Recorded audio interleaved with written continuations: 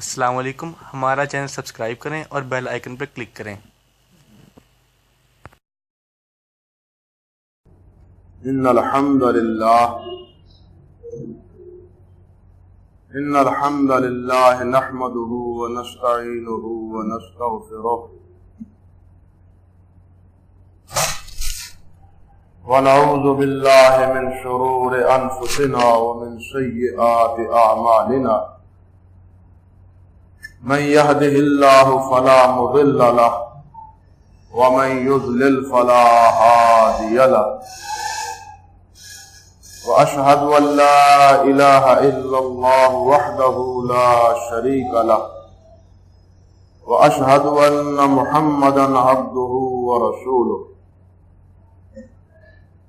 اللهم صل على محمد وعلى آل محمد كما صليت على إبراهيم وعلى آل إبراهيم إنك حميد مجيد، اللهم بارك على محمد وعلى آل محمد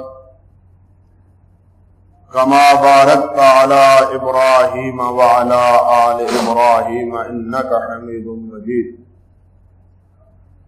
أما بعد فأعوذ بالله السميع العليم من الشيطان الرجيم من همزه ونفخه ونفثه، بسم الله الرحمن الرحيم، يا أيها الذين آمنوا اتقوا الله حق تقاته ولا تموتن إلا وأنتم مسلمون، يا أيها الناس اتقوا ربكم الذي خلقكم من نفس واحدة وخلق منها زوجها وبث منهما رجالا كثيرا ونساء، واتقوا الله الذي تساءلون به والأرحام إن الله كان عليكم رقيبا، يا أيها الذين آمنوا اتقوا الله وقولوا قولا سديدا يصلح لكم أعمالكم ويغفر لكم ذنوبكم، ومن يطع الله ورسوله فقد فاز فوزا عظيما۔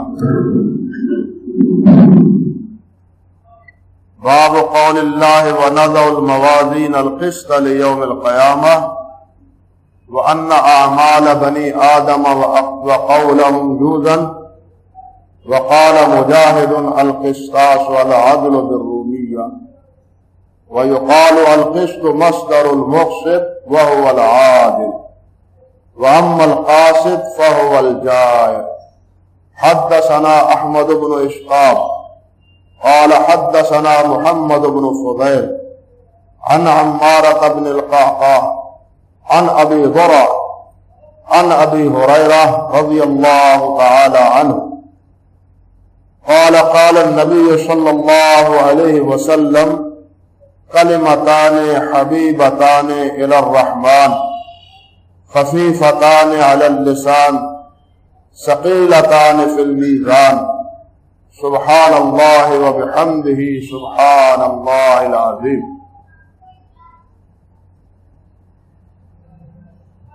محترم اور معزز علماء کرام، مشائخ کرام، اس تقریب سعید میں تشریف لانے والے بزرگوں، بھائیوں، ساتھیوں اور میرے عزیز طالب علم بھائیوں، اللہ سبحانہ و تعالی کا یہ بہت بڑا انعام اور ہم پر احسان ہے کہ اس مالک نے ہمیں کامل دین ہمیں عطا فرمایا ہے، جس کے مکمل ہونے اور اتمام کا اعلان اللہ سبحانہ و تعالی نے خود فرمایا، اور پھر اس دین کو چونکہ اللہ نے قیامت تک کے لیے باقی رکھنا تھا، اس لیے اس کی حفاظت کی ذمہ داری بھی اللہ سبحانہ و تعالی نے خود اپنے ذمے لی۔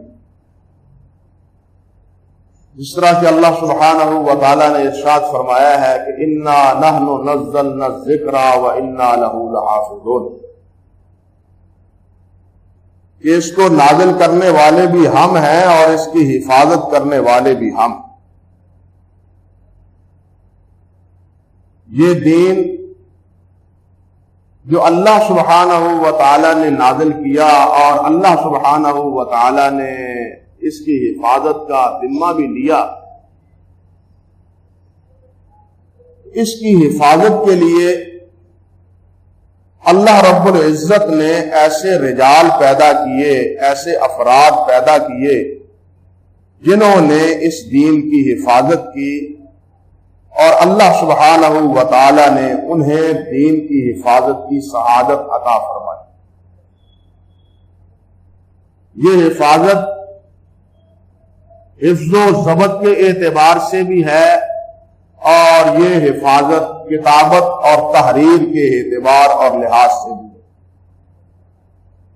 قرآن مجید ہو یا قرآن مجید کی تعبیر اور تشریح جس کو ہم حدیث کہتے ہیں، سنت کہتے ہیں، اس کو یاد کرنے والے صحابہ کرام رضوان اللہ علیہم اجمعین وہ بھی تھے، قرآن کو یاد کرنے والے بھی، اور قرآن مجید کی تعبیر اور تشریح اور توضیح اس کو یاد کرنے والے بھی۔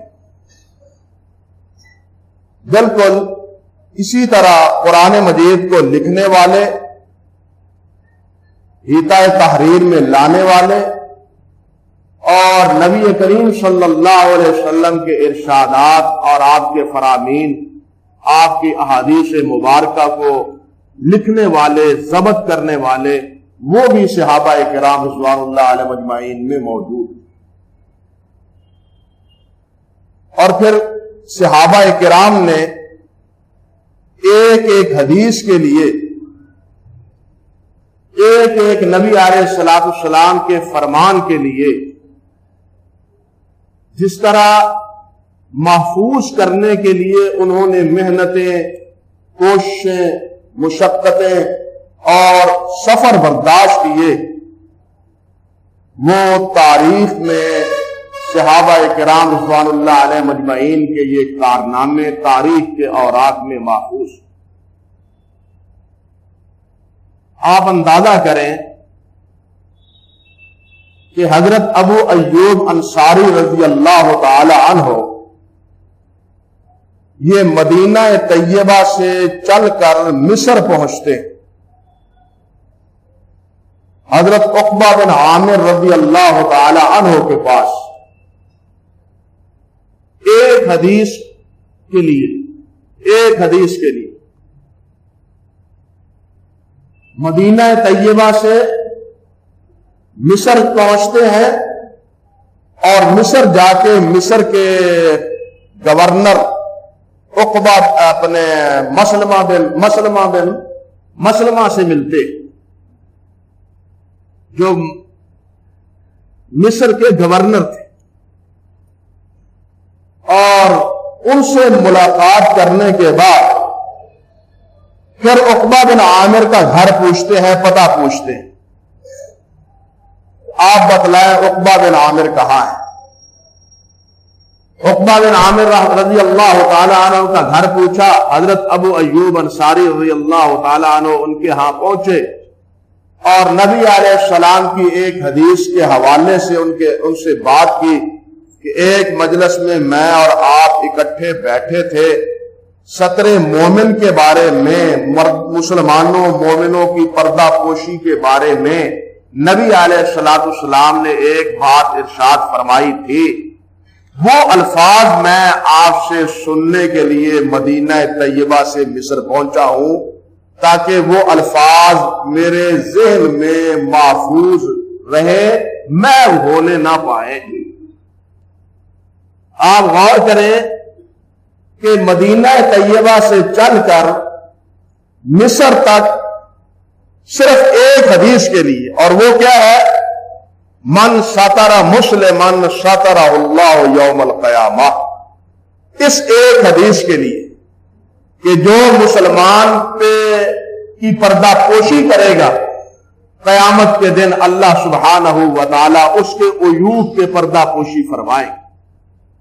اسی طرح حضرت جابر ابن عبداللہ رضی اللہ تعالی عنہ وہ مدینہ طیبہ سے دمشق جاتے ہیں حضرت عبداللہ ابن انیس رضی اللہ تعالی عنہ کے پاس، اور انہوں نے بھی جا کے نبی کریم صلی اللہ علیہ وسلم کی ایک حدیث عبداللہ ابن انیس سے سنی اور وہاں سے رفتے سفر دوبارہ باندھا اور مدینہ طیبہ واپس پہنچے۔ امام مالک رحمت اللہ علیہ صحابہ کے بعد کا دور ہے تابعین رحمہ اللہ کا، امام مالک رحمت اللہ علیہ فرماتے ہیں کہ ایک حدیث کے لیے میں ایک مرتبہ کئی دن اور کئی راتیں سفر کرتا رہا تاکہ اس حدیث کو میں محفوظ کر سکوں، اس کو ضبط کر سکوں۔ یعنی اس طرح ایک حدیث کو محفوظ کرنے کے لیے نبی علیہ الصلوۃ والسلام کے فرامین کو ضبط کرنے کے لیے صحابہ کرام رضوان اللہ علیہ مجمعین نے، حضرات محدثین رحمہم اللہ نے کوششیں کی ہیں، اور پھر جا کے یہ ذخیرہ امت کے سامنے جمع ہوا ہے۔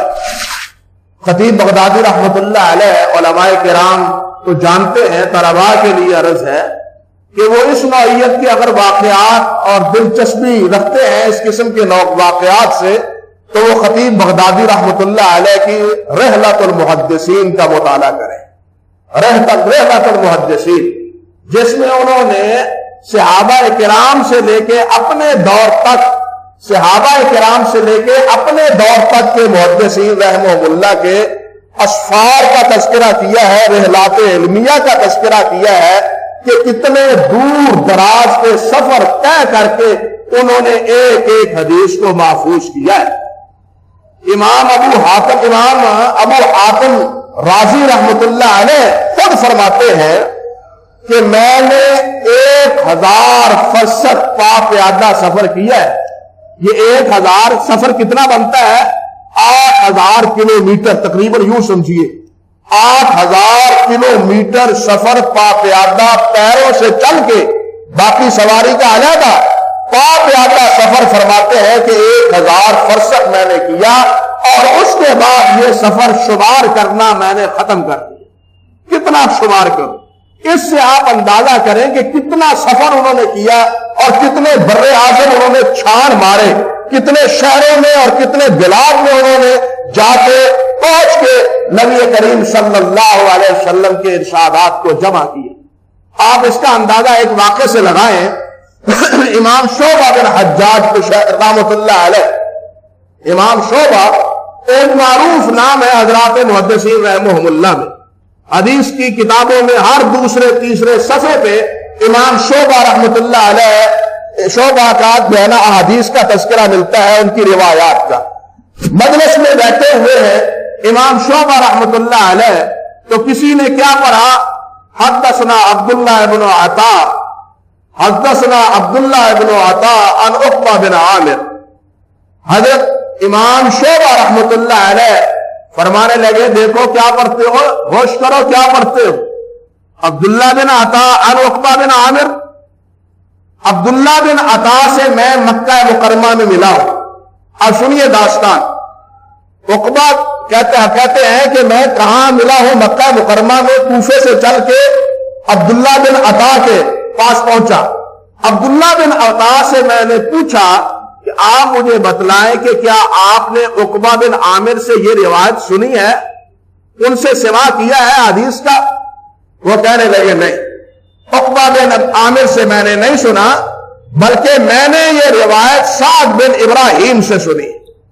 سعد بن ابراہیم مدینہ طیبہ کے قاضی ہیں اور بہت بڑے وہ محدث ہیں، امام مالک رحمت اللہ علیہ کے معاصر۔ ایام حج تھے، حج کے ایام پہ مدینہ طیبہ سے قافلہ آیا ہوا تھا اور امام مالک رحمت اللہ علیہ بھی حج پہ آئے ہوئے تھے۔ شعبہ فرماتے ہیں کہ میں امام مالک سے ملا اور ان سے پوچھا کہ بھائی بتلائیں کہ کیا آپ آج اس سال سعد بن ابراہیم حج کے لیے آئے ہیں؟ تو امام مالک رحمت اللہ علیہ نے فرمایا کہ سعد بن ابراہیم اس سال حج پہ نہیں آئے۔ شعبہ فرماتے ہیں کہ میں اس حج سے فارغ ہونے کے بعد مکہ مکرمہ سے اپنے سفر کا دوبارہ آغاز کیا اور مدینہ طیبہ پہنچا۔ مدینہ طیبہ پہنچ کے میں سعد بن ابراہیم سے ملا۔ سعد بن ابراہیم رحمۃ اللہ علیہ سے جب میں ملا اور ان سے پوچھا کہ کیا آپ عقبہ بن عامر سے سنا کرتے ہیں، سنا ہے آپ نے؟ تو سعد بن ابراہیم رحمۃ اللہ علیہ فرمانے لگے نہیں، میں نے تو براہ راست اس سے نہیں سنا، بلکہ میں نے زیاد بن مخراق سے سنا ہے۔ زیاد بن مخراق سے میں نے یہ سنا ہے۔ اب زیاد بن مخراق وہ کہاں کے رہنے والے ہیں؟ وہ بصرہ کے رہنے والے ہیں۔ شعبہ فرماتے ہیں کہ میں مدینہ طیبہ سے بصرہ گیا اور زیاد بن مخراق سے ملا۔ زیاد بن مخراق سے وہاں جا کے ملا۔ ان سے میں نے پوچھا کہ حضرت آپ بتلائیے کہ آپ نے عقبہ سے یہ روایت کی ہے؟ تو زیاد بن مخراق کہنے لگے کہ نہیں، میں نے ان سے نہیں سنی، بلکہ میں نے شار بن حوشب سے یہ روایت سنی۔ بلکہ میں نے کس سے سنی ہے؟ شار بن حوشب سے۔ اور شار بن حوشب کہاں کے رہنے والے ہیں؟ کوفے کے۔ شعبہ بن فرماتے ہیں عجیب مسئلہ ہے کہ کوفے سے روایت چلی، پہنچی مکہ مکرمہ۔ کہاں؟ مکہ مکرمہ عبداللہ بن عطا، اور عبداللہ بن عطا سے مدینہ طیبہ، مدینہ طیبہ سے بصرہ، بصرہ سے چل کے پھر دوبارہ کوفے میں۔ اور شعبہ بن حجاج، شعبہ کے ہاں یہ کون؟ شار بن حوشب متکلم فی ہے، اور شعبہ ان پہ کلام کرتے ہیں۔ فرماتے ہیں کہ اگر یہ روایت صحیح ثابت ہو جاتی تو اپنی تمام مرویات کے سر فہرست اسی اس ایک روایت کو لکھتا ہے۔ سر فہرست آپ اندازہ کریں کہ ایک روایت کی چھان پھٹک کے لیے، ایک روایت کی تحقیق کے لیے حضرات محدثین رحمہم اللہ نے کتنے کتنے سفر کیے اور کتنے دور دراز شہروں کے سفر کر کے پھر وہ ایک نتیجے پہ پہنچے ہیں اور ایک ایک روایت کو انہوں نے جمع کیا ہے۔ یہی واقعہ ایک نہیں، اسی نوعیت کے اور بہت سے واقعات ہیں جس سے حضرات محدثین رحمہم اللہ کی اس مسئلے کے بارے میں، یعنی ایک ایک احادیث کو جمع کرنے کے حوالے سے ان کی داستانیں اور ان کے واقعات اور ان کی خدمتیں جو ہیں وہ ہمارے سامنے تاریخ کے اوراق میں محفوظ ہیں۔ کہنے کا مقصد یہ تھا کہ آپ یہ صحیح بخاری ہو، صحیح مسلم ہو، یا جامع ترمذی ہو، سنن نبی داود ہو، نسائی ہو یا ابن ماجہ ہو، یہ احادیث کی جو متداول کتابیں ہیں اور آپ میں ہمارے سامنے محفوظ ہیں، ہم سمجھتے ہیں کہ صرف بیٹھے بٹھائے یہ لکھی گئی تھی، بیٹھ کے لکھ لی تھی؟ نہیں، بیٹھ کے صرف لکھی ہی نہیں، بلکہ ان احادیث کو جمع کرنے کے لیے، ان احادیث کو جمع کرنے کے لیے، اپنے پاس محفوظ کرنے کے لیے ہزاروں ہزاروں میلوں کی مسافت طے کر کے محدثین رحمہم اللہ نے نبی علیہ الصلوۃ والسلام کے ارشادات کو جمع کیا، محفوظ کیا، یاد کیا، اور پھر ان کو اپنے صحائف میں، اپنی کتابوں میں اور اوراق میں حضرات محدثین رحمہم اللہ نے جو ہے نا ان کو ضبط کیا۔ اور پھر صرف لکھ ہی نہیں لیا، یہ بھی دیکھیں، لکھ ہی نہیں لیا، بلکہ جس طرح میں نے ذکر کیا، ایک ایک روایت کے سیٹ و سکن کا بھی پتہ چلا ہے کہ یہ روایت صحیح ہے، ضعیف ہے، اس میں انقطاع ہے، اتصال ہے یا نہیں، تدلیس تو نہیں ہے، اختلاف تو راوی کو نہیں ہے، یہ سارے جتنے سکن ہیں ان تمام سے تمام اسکان کو دور کر کے پھر جا کے صحیح احادیث کا ذخیرہ حضرات محدثین رحمہم اللہ نے جمع کیا ہے۔ بعض حضرات نے تو کیا اتفق نبی علیہ السلام کی احادیث کو جمع کیا، لیکن امام بخاری رحمۃ اللہ علیہ، امام مسلم رحمۃ اللہ علیہ، انہوں نے تو صحیح احادیث کو جمع کرنے اور صحیح احادیث کو محفوظ کرنے کی ذمہ داری قبول کی ہے۔ بہرحال کہنے کا مقصد یہ تھا کہ محدثین رحمہم اللہ نے صرف احادیث ہی نہیں بلکہ ان پہ نقد، ان پہ جرح اور ان پہ تبصرہ، ان کی تحقیق، جس کے بارے میں سیوطی رحمۃ اللہ علیہ نے تدریب میں ذکر کیا ہے کہ کم و بیش اصول حدیث کے، یعنی حدیث کو جمع کرنے، حدیث کو محفوظ کرنے، حدیث پاک کو ضبط کر رکھنے، اس کے لیے جو قواعد، جو اصول، جو ضابطے محدثین نے اختیار کیے، ان کی تعداد کتنی ہے؟ 100 کے قریب، 100 علوم 100 علوم وہ محدثین رحمہم اللہ نے محفوظ کر کے اور ان اصولوں پہ احادیث کو پرکھ کے پھر جا کے احادیث کی کتابوں میں محدثین رحمہم اللہ نے احادیث کو جمع کیا ہے. صرف یہ نہیں کہ بیٹھے اور بیٹھ کے حدیث کو جمع کر دیا. امام عبداللہ ابن مبارک رحمت اللہ علیہ ان سے کسی نے ذکر کیا, عبداللہ ابن مبارک رحمت اللہ علیہ سے ان سے ذکر کیا کسی نے کہ آپ احادیث لکھتے ہیں. اس وقت تو بہت سی احادیث عالم وجود میں آ چکی ہے, بہت سی احادیث صحیح بھی ضعیف بھی حتیٰ کہ موضوع بھی. تو امام عبداللہ ابن مبارک رحمت اللہ علیہ نے فرمایا تعیش لہم الجہابذہ, تعیش لہم الجہابذہ. ان کے لیے بڑے بڑے ائمہ کرام اللہ سبحانہ و تعالی نے ان کو زندگی عطا فرمائی ہے. وہ کھرے سے کھوٹے کو اور کھرے کو آپس میں بالکل ممتاز کر دیں گے, دونوں کو آپس میں ممتاز کر دیں گے.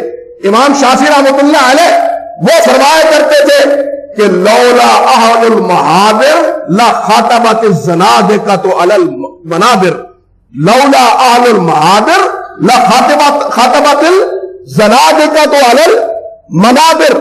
کہ اگر یہ سیاہی دوات والے, یہ احادیث لکھنے والے, یہ قال اللہ و قال الرسول کو جمع کرنے والے, یہ اگر حضرات محدثین نہ ہوتے تو لوگوں منبر و محراب پر قال اللہ و قال الرسول کی صدا نہ گونجتی, بلکہ قال ارسطو, قال جناب بقراط, قال سقراط, ان کے قول اقوال جو ہوتے وہ قال اللہ و قال الرسول کے اقوال نہ ہوتے. لولا اہل المحاضر لخاطبت الزنادقۃ علی المنابر. اور اسی طرح امام اللہ اکبر ہارون نے ایک زندیق کو پکڑا, ہارون نے ایک زندیق کو پکڑا, بہت سی روایات اس نے بنا رکھی تھی وہ کہ, اور ہارون نے اس کو سولی پہ لٹکایا اس کے جرائم کی وجہ سے. ہارون سے کہنے لگا تم نے مجھے قتل کیا ہے, سولی پہ لٹکا دیا ہے, کیا کرو گے؟ یہ جو 1000 حدیث میں نے لوگوں کے درمیان بنا کے وعدہ کر رکھی ہے, اس کا کیا کرو گے؟ تو ہارون کہنے لگا کہ تمہارے اس جھوٹ کو سچ سے نکھارنے کے لیے امام ابو اسحاق فزاری اور امام عبداللہ ابن مبارک رحمت اللہ علیہ کو اللہ ذو الجلال نے پیدا کیا ہے اور زندہ رکھا ہے, وہ تمہارے اس جھوٹ کو سچ سے نکھار دے گی. یعنی اس طرح حضرات محدثین رحمہم اللہ نے ایک ایک احادیث کو پرکھا بھی ہے, جانچا بھی ہے, اور ایک ایک حدیث کو کا تتبع اور ان ایک ایک حدیث کی تلاش وہ بھی کی, اور پھر جا کے یہ احادیث کا ذخیرہ اور یہ احادیث کا مجموعہ جو ہے وہ ہمارے سامنے آیا ہے. اور انہی حضرات میں ایک نام امام محمد بن اسماعیل بخاری رحمت اللہ علیہ کا ہے. محدثین رحمہم اللہ نے بلا شبہ امام احمد بن حنبل رحمت اللہ علیہ, امام علی ابن مدینی رحمت اللہ علیہ, امام یحییٰ بن معین رحمت اللہ علیہ, امام ابن ابی شیبہ رحمت اللہ علیہ, امام قتیبہ بن سعید رحمت اللہ علیہ. شاگردوں کی بات تو چھوڑیے, جو امام بخاری رحمت اللہ علیہ کے اساتذہ ہیں, امام عبداللہ بن زبیر حمیدی رحمت اللہ علیہ, امام اسحاق ابن راہویہ رحمت اللہ علیہ, جو امام بخاری رحمت اللہ علیہ کے اساتذہ ہیں. یعنی یہ حضرات اپنے وقت کے کبار محدثین میں شمار ہوتے تھے, بڑی ان کی خدمات, اور ان حضرات کی بھی کتابیں ہیں. امام احمد بن حنبل رحمت اللہ علیہ کی مسند 6 جلدوں میں آج چھپی ہوئی موجود ہے. امام اسحاق ابن راہویہ رحمت اللہ علیہ کی مسند وہ بھی ناقص شکل میں موجود ہے, مکمل نہیں چھپی لیکن کچھ اجزاء اس کے چھپے موجود ہیں. امام عبداللہ ابن زبیر کی مسند حمیدی, جن سے پہلی روایت امام بخاری رحمت اللہ علیہ نے ذکر کی ہے, ان کی مسند حمیدی وہ بھی چھپی ہوئی موجود ہے. امام ابن ابی شیبہ رحمت اللہ علیہ کی مصنف وہ بھی چھپی ہوئی موجود ہے. اسی طرح امام اللہ آپ کا بھلا کرے, امام وقی اپنا امام عبداللہ ابن مبارک کو دادا استاد ہوئے امام بخاری رحمت اللہ علیہ کے. امام بخاری رحمت اللہ علیہ کے اساتذہ ہی میں ایک نعیم ابن حماد رحمت اللہ علیہ کا نام بھی آتا ہے, ان کی کتاب بھی چھپی ہوئی اللہ کے فضل و کرم سے موجود ہے. لیکن ان کتابوں کے ہونے کے باوجود, ان کبار محدثین کے ہونے کے باوصف, امام اسحاق ابن راہویہ رحمت اللہ علیہ خود ایک بہت بڑے محدث اور مصنف اور مسند کے جامع ہونے کے باوجود پھر فرماتے ہیں ایک مجلس میں، کاش کوئی نوجوان ایسا ہو جو صحیح حدیث کو مرتب کرے. کاش کوئی نوجوان ایسا ہو کہ شاید تم میں سے ایسا ہو جو صحیح حدیث کو مرتب کرے. امام بخاری رحمت اللہ علیہ فرماتے ہیں کہ امام اسحاق ابن راہویہ رحمت اللہ علیہ کا یہ جملہ میرے دل میں گھر کر گیا، اور میرے دل میں صحیح احادیث کو جمع کرنے کا اشتیاق اور محبت جو ہے وہ پیدا ہو گئی. امام اسحاق ابن راہویہ رحمت اللہ علیہ کے کہنے کی بنیاد پر اب غور کریں آپ ذرا، جو لوگ اس دور میں یہ کہتے ہیں کہ 2-250 سال کے بعد 2-250 سال کے بعد احادیث لکھی گئی، یہ بات حقیقت کے بالکل برعکس. احادیث 2-250 سال بعد نہیں لکھی گئی. امام بخاری رحمت اللہ علیہ نے تو ان لکھے ہوئے مجموعوں میں اور یادداشت کی بنیاد پہ یہ مجموعہ تیار کیا ہے. یہ نہیں کہ امام بخاری رحمت اللہ علیہ نے سب سے پہلے حدیث لکھی. امام بخاری رحمت اللہ علیہ کے اساتذہ کی کتابیں وہ اس وقت بھی موجود تھی، آج بھی اللہ کے فضل و کرم سے موجود ہے، جس طرح میں نے آپ کے سامنے ذکر کیا ہے. امام صاحب کے اساتذہ امام مالک رحمت اللہ علیہ ہیں، امام عبداللہ ابن مبارک رحمت اللہ علیہ ہیں، امام وقی ابن جراح رحمت اللہ علیہ ہیں، امام ابن جریج رحمت اللہ علیہ ہیں، ہاں جی، امام معمر بن راشد رحمت اللہ علیہ ہیں، امام عبد الرزاق رحمت اللہ علیہ ہیں. ان کی کتابیں بھی موجود. یعنی امام چھوڑیے، وہ ایک مسئلہ بن گیا. امام شاہ رحمت اللہ علیہ کے جو دادا استاد ہیں ان کی کتابیں بھی اس دور میں موجود تھی. پھر ان کے جو استاد ہیں امام تابعین کے طبقے میں امام زہری رحمت اللہ علیہ، ان کی کتابیں تو اس طرح بازار میں ملتی تھی جس طرح آج کل بازاروں میں آپ کی کتابیں چھپی ہوئی ملتی. معاویہ بن جاریہ صدقہ رحمت اللہ علیہ، ان پہ علماء نے کیا کرا کیا محدثین رحمہ اللہ نے، وہ کہتے ہیں کہ اس کی روایت قابل قبول نہیں ہے. کیوں روایت قابل قبول نہیں ہے؟ اس لیے کہ معاویہ بن جاریہ صدقی نے امام زہری کی کتابوں سے استفادہ کر کے احادیث بیان کی ہے، زہری سے براہ راست سماع نہیں کیا، یعنی کتابوں سے استفادہ کیا ہے. امام زہری رحمت اللہ علیہ کے ایک بھتیجے ہیں ابن اخی زہری، ان کی روایت زہری سے محفوظ کیوں نہیں؟ حالانکہ وہ ثقہ ہیں، صدوق ہیں. محدثین کہتے ہیں کہ اس کے بھتیجے کی روایتیں اس کے اپنے چچا سے قابل قبول نہیں ہے، زہری سے قابل قبول نہیں ہے. کیوں قابل قبول نہیں ہے جی؟ اس لیے کہ زہری کے ساتھ اس کو اختصاص نہیں ہے اور زہری کی روایات اس نے سنی نہیں. زہری کی کتابوں سے روایات اخذ کر کے اس نے امام زہری رحمت اللہ علیہ کی احادیث کو بیان کیا ہے.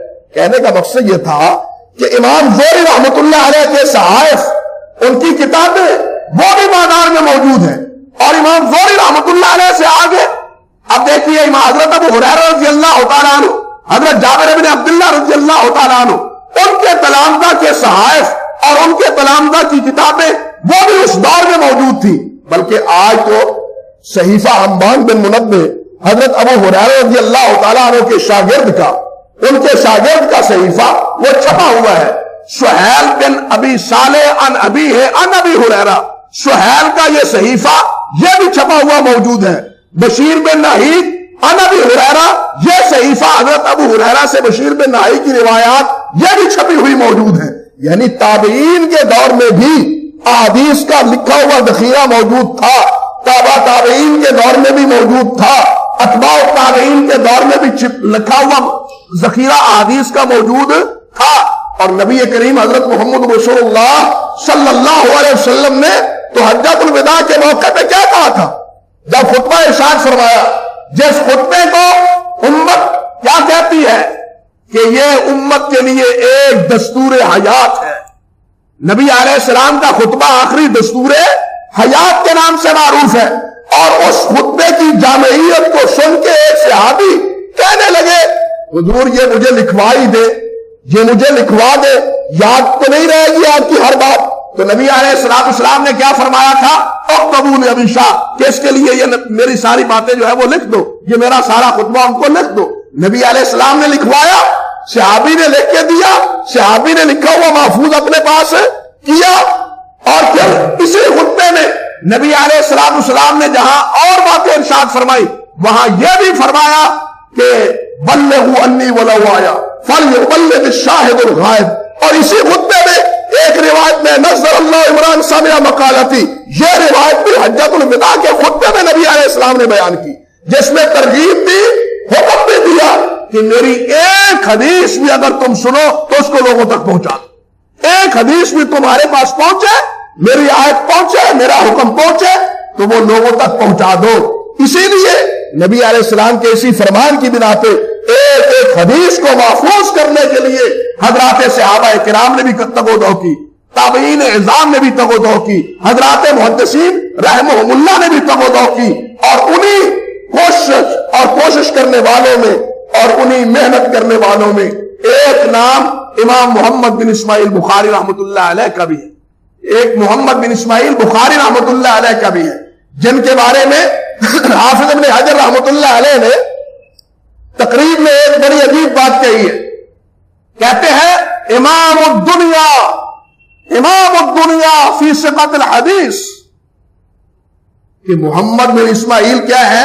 دنیا کے امام ہے. محمد بن اسماعیل کیا ہے؟ دنیا کے امام. اللہ اکبر کبیرہ. القاب الحدیث آپ ذرا تدریب الراوی اٹھا کے دیکھیں، یا امام حاکم کی معرفت علوم الحدیث اٹھا کے دیکھیں، القاب الحدیث کا ایک چیپٹر دیکھیں، طالب علم اٹھائیں، اور پھر دیکھیں کہ سب سے بڑا لقب محدثین کے القاب میں امیر المومنین فی الحدیث. اور ان امیر المومنین فی الحدیث کے بارے میں اب عامت الناس کے دل میں کس طرح محبت، کس طرح پیار، کتنا ان کے بارے میں یعنی ان کی آؤ بھگت تھی، یہ ایک مستقل عنوان ہے، مستقل موضوع، کہ ان کے دلوں میں کس طرح محبت ہوتی تھی ان عمرائے حدیث کے بارے میں. وہ کون تھے؟ امام سفیان بن سعید ثوری رحمۃ اللہ علیہ، امام شعبہ رحمۃ اللہ علیہ، امام عبداللہ بن مبارک رحمۃ اللہ علیہ، امام احمد بن حنبل رحمۃ اللہ علیہ، امام محمد بن اسماعیل بخاری رحمۃ اللہ علیہ. یہ تھے امیر المومنین فی الحدیث کے القاب سے ملقب. لیکن امیر المومنین سے بھی آگے امام حافظ ابن حجر نے تو کہا ہے کہ بخاری کیا ہے؟ امام الدنیا فی ثقۃ الحدیث. اور اپنے شاہ ولی اللہ رحمۃ اللہ علیہ نے مکتوبات میں حافظ ابن حجر رحمۃ اللہ علیہ کی تقریب کا یہی جملہ وہ یوں نقل کیا ہے، امام الدنیا فی فقہ الحدیث. امام الدنیا فی فقہ الحدیث، کہ حدیث کی فقاہت میں دنیا کے امام کون ہے؟ امام محمد بن اسماعیل بخاری رحمۃ اللہ علیہ. اللہ اکبر کبیرہ. اور یہ وہ ہے حافظ ابن حجر رحمۃ اللہ علیہ نے یہ کیوں فیصلہ دیا؟ اب دیکھیے کہ امام بخاری رحمۃ اللہ علیہ کے اپنے شاگرد امام مسلم، صحیح مسلم کے مصنف امام مسلم رحمۃ اللہ علیہ، وہ کیا فرماتے ہیں؟ امام مسلم رحمۃ اللہ علیہ فرماتے ہیں، اللہ اکبر اللہ اکبر، فرماتے ہیں کہ اشہد انہ لیس فی الدنیا مثلک، میں گواہی دیتا ہوں. یعنی حدیث کفارہ مجلس کی تعلیل جب امام بخاری رحمۃ اللہ علیہ نے بیان کی تو امام مسلم رحمۃ اللہ علیہ نے کیا فرمایا تھا کہ میں اس بات کی گواہی دیتا ہوں کہ دنیا میں آپ جیسا اور کوئی نہیں، دنیا میں آپ جیسا اور کوئی نہیں. یہ کس نے کہا تھا؟ امام بخاری رحمۃ اللہ علیہ کے شاگرد امام مسلم رحمۃ اللہ علیہ نے، کہ میں گواہی دیتا ہوں کہ آپ جیسا اور کوئی آدمی ہے ہی نہیں. بس یہ تو شاگرد کی رائے ہے. امام بخاری رحمۃ اللہ علیہ کے بارے میں ان کے اساتذہ کی رائے اور ان کے معاصرین کی رائے. معاصرین میں ایک نام موسیٰ بن ہارون حمال کا ہے، بغداد کے حفاظ میں شمار ہوتے ہیں. موسیٰ بن ہارون حمال فرماتے ہیں کہ بخاری وہ ہے، محمد بن اسماعیل بخاری وہ ہے، اگر لوگ ڈھونڈنے نکلے محمد بن اسماعیل بخاری کو، محمد بن اسماعیل بخاری جیسا کوئی اور ڈھونڈنے نکلے اور شہروں میں، بلاد میں، ملکوں میں، قصبات میں لوگ جائیں، اللہ اکبر کبیرہ، تو وہ سارے شہروں سے پھر پھرا کے خالی ہاتھ واپس لوٹیں گے، محمد بن اسماعیل بخاری جیسا اور کوئی نظر انہیں نہیں آئے گا.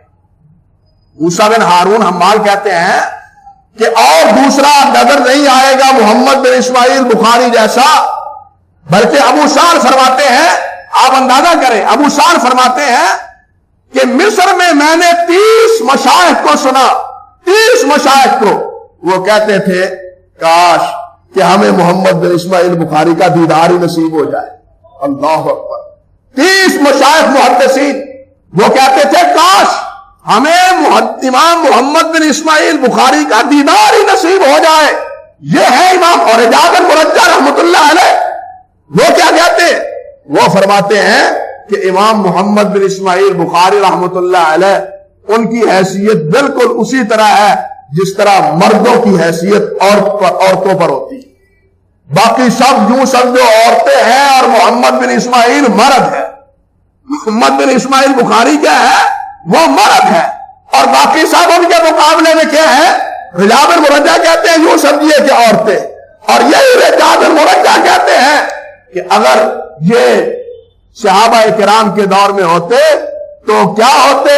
آیت من آیت اللہ کی آیتوں میں سے ایک آیت اس وقت بھی شمار کیے جاتے صحابہ کرام رضوان اللہ علیہ مجمعین کے دور میں بھی۔ اسی طرح دوسرے مشائخ کی آراء وہ اپنی جگہ، لیکن آخر میں ایک صرف امام علی بن مدینی رحمۃ اللہ علیہ کی بات سنیے۔ امام علی بن مدینی رحمۃ اللہ علیہ وہ ہے جو امام بخاری رحمۃ اللہ علیہ کے استاد ہیں، اور خود امام بخاری رحمۃ اللہ علیہ فرماتے ہیں مستصغرت امام احد کہ میں نے کسی کے سامنے اپنے آپ کو ہلکا نہیں پایا الا علی بن المدینی، سوائے علی بن مدینی۔ علی بن مدینی کے سامنے جب میں بیٹھتا ہوں تو علی بن مدینی کے علم کا رعب، ان کی معلومات کا دبدبہ وہ میرے دل میں ہوتا ہے۔ حالانکہ امام بخاری رحمۃ اللہ علیہ کے دور میں جس طرح آپ نے سنا امام احمد بن حنبل رحمۃ اللہ علیہ بھی ان کے استاد ہیں، جاریہ بن معین رحمۃ اللہ علیہ بھی ان کے استاد ہیں، یہ کبار محدثین کے باوجود امام بخاری رحمۃ اللہ علیہ صرف علی بن مدینی رحمۃ اللہ علیہ کے بارے میں فرماتے ہیں۔ اور امام بخاری کے اساتذہ کتنے ہیں؟ 1080 مشائخ، امام بخاری کے 1080 اساتذہ ہیں۔ فرماتے ہیں کہ 1080 اساتذہ میں سے کسی استاد کا رعب اور اس کے علم کا دبدبہ اور ہیبت وہ میرے دل میں نہیں ہوتی سوائے علی بن مدینی رحمۃ اللہ علیہ کے۔ امام علی بن مدینی رحمۃ اللہ علیہ ان کے علم و فضل کا اور ان کی تصانیف کا، ان کی خدمات کا اگر آپ جائزہ لینا چاہیں تو امام حاکم رحمۃ اللہ علیہ کی معرفت و علوم الحدیث دیکھیں۔ معرفت و علوم الحدیث میں تقریباً 1.5 برس کے قریب امام حاکم رحمۃ اللہ علیہ نے علی بن مدینی رحمۃ اللہ علیہ کی تصانیف کا تذکرہ کیا ہے، 1.5 برس کے قریب، کہ ان علوم پر اور ان فنون پر مستقل طور پہ امام علی بن مدینی رحمۃ اللہ علیہ نے کتابیں لکھی ہیں۔ اس سے پتہ چلتا ہے کہ امام علی بن مدینی رحمۃ اللہ علیہ کے علم و فضل کا کیا عالم اور کیا مقام تھا، اور اس کی تائید پھر امام بخاری رحمۃ اللہ علیہ کے اس جملے سے لگا سکتے ہیں جس میں وہ فرماتے ہیں کہ سوائے علی بن مدینی کے کسی استاد کی مجلس میں نے اپنے آپ کو ہلکا نہیں سمجھا۔ کسی کا رعب دبدبہ ہے تو وہ علی بن مدینی کا ہے۔ کسی نے ذکر کر دیا علی بن مدینی رحمۃ اللہ علیہ سے کہ امام صاحب آپ کے بارے میں علی بن مدینی رحمۃ اللہ علیہ اپنے امام بخاری یہ کہتے ہیں آپ کے بارے میں، تو امام علی بن مدینی رحمۃ اللہ علیہ فرمانے لگے دا قولہ فإنہ لم یرا مثلہ، چھوڑو اس کی بات چھوڑو، بخاری نے تو اپنے جیسا کوئی دیکھا ہی نہیں ہے، بخاری نے تو اپنے جیسا کوئی دیکھا ہی نہیں۔ یہ امام علی بن مدینی کا تاثر ہے۔ امام احمد بن حنبل رحمۃ اللہ علیہ ایک معروف نام جس کو سب جانتے ہیں، علی بن مدینی کو تو علماء جانتے ہیں، امام احمد بن حنبل کو تو سب جانتے ہیں۔ امام احمد بن حنبل رحمۃ اللہ علیہ یہ وہ ہے کہ ایک دفعہ امام ابو زرع رازی رحمۃ اللہ علیہ ان کے پاس آئے، اور حال یہ ہے کہ امام صاحب نے نماز پڑھی، نماز پڑھنے کے بعد نماز کی سنتیں نہیں پڑھی، ابو زرع کے ساتھ حدیث کے مذاکرے میں مشغول ہو گئے۔ عبداللہ پوچھتے ہیں آپ کے بیٹے، عبداللہ پوچھتے ہیں امام احمد بن حنبل رحمۃ اللہ علیہ کے فرزند کہ ابا جی آج آپ نے سنتیں نہیں پڑھی، یہ کیا معاملہ ہے؟ غور کیجئے کہ کہاں امام احمد بن حنبل کا بڑا تقوی، زہد، عبادت، للہیت، لیکن جواب کیا دیتے ہیں؟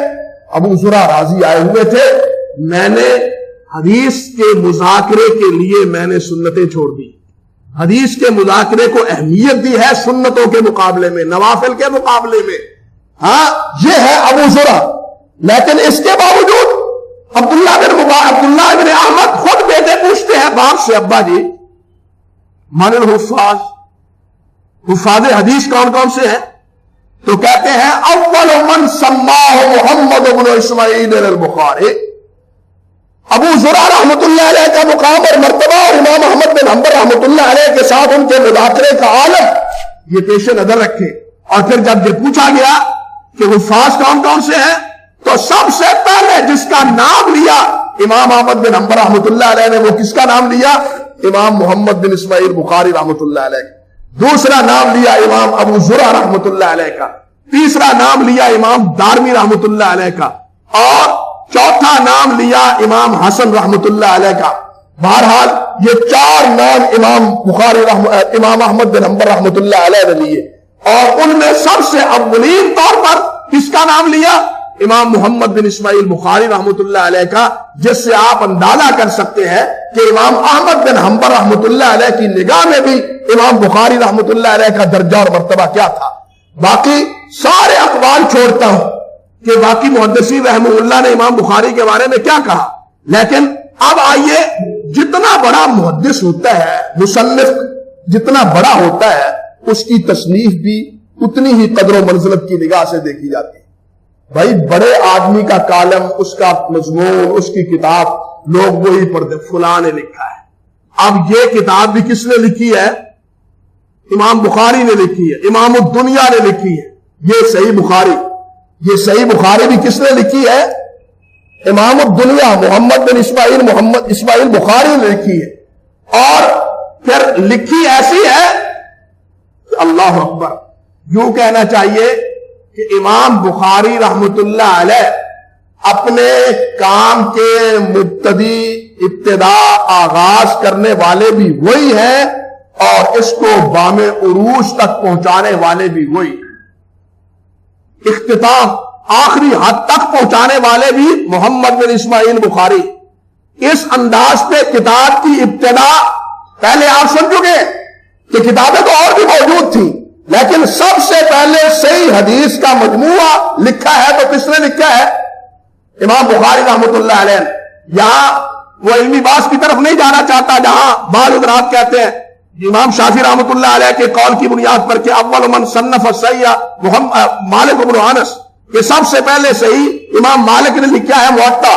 اس میں کیا ہے کیا نہیں، اور اس قول کی بنیاد پہ پھر کیا باتیں ہوتی ہے، یہ ایک اپنی جگہ تفصیل ہے، چھوڑتا ہوں ساری باتوں کو. عرض کرنے کا مقصد یہ تھا کہ سب سے پہلے مسند روایات پہ مشتمل صحیح احادیث کا مجموعہ وہ لکھا ہے تو کس نے؟ امام محمد بن اسماعیل بخاری رحمۃ اللہ علیہ نے. اور ان کے لکھنے کو شرف کیا حاصل ہوا کہ امت کا اس بات پہ اتفاق ہے کہ اصح الکتب بعد کتاب اللہ البخاری، اصح الکتب بعد کتاب اللہ البخاری. امت کا اتفاق ہے کہ قرآن مجید کے بعد سب سے بڑی صحیح ترین کتاب وہ کیا ہے؟ دین کی صحیح قرآن مجید کے بعد کتاب ہے تو کون سی ہے؟ صحیح بخاری، محمد بن اسماعیل بخاری رحمۃ اللہ علیہ کی لکھی ہوئی. اللہ اکبر کبیرہ. یہ امت نے یہ فیصلہ کیا. امام ابو النصر سجزی رحمۃ اللہ علیہ یا امام عبد الملک جوینی رحمۃ اللہ علیہ امام الحرمین، ان کے تبصرے وہ اصول حدیث کی کتابوں میں محفوظ، جس میں انہوں نے کہا ہے کہ صحیح بخاری کی کوئی ایک روایت بھی ضعیف نہیں ہے، سب کی سب روایتیں صحیح بخاری کی جو ہے وہ کیا ہے؟ وہ صحیح ہے. اور ایک روایت بھی صحیح بخاری کی جو ہے جس کو امام بخاری نے استدلالاً احتجاجاً اصولاً ذکر کیا ہے، ان میں سے کوئی ایک روایت بھی درجہ پایا استدلال سے ساقط نہیں ہے. اس بات پہ امت کا اتفاق ہے. اور امام عبد الملک جوینی نے بھی اور ابو النصر سجزی رحمۃ اللہ علیہ انہوں نے بھی یہ بات اسی طرح فرمائی. بلکہ امام بخاری رحمۃ اللہ علیہ کی یہ کتاب، اللہ اکبر، جس کو ان کے تلمیذوں نے سنا، ان کی تعداد کتنی ہے؟ 90,000۔ امام بخاری سے اس حدیث کی کتاب کو سننے والے تلامذہ کتنے ہیں؟ 90,000۔ آپ کو حیران نہیں ہونا چاہیے کہ یہ 90,000 کی تعداد کیا ہوئی، اتنی بڑی تعداد۔ صحیح بات یہ ہے کہ یہ آج کے اس گئے گزرے دور میں تو ہمارے لیے شاید اجنبی ہو، اس علمی دور میں یہ تعداد کوئی بڑی تعداد نہیں۔ بصرے میں جس وقت امام بخاری رحمۃ اللہ علیہ نے درس دیا ہے حدیث کا، تو ایک اجتماع میں 20,000 افراد کی تعداد تھی۔ آپ اندازہ کر، ایک اجتماع میں، ایک مجلس سماع میں بصرے کے اندر امام بخاری نے جب درس دیا ہے تو کتنی تعداد تھی؟ 20,000 کی تعداد تھی۔ کہا، لکھا ہے خطیب بغدادی اور دوسرے محدثین رحمہ اللہ نے، جب ایک ایک مجلس میں 20,000 کی تعداد ہو تو 90,000 کی تعداد کا سوا کرنا وہ محال ہے۔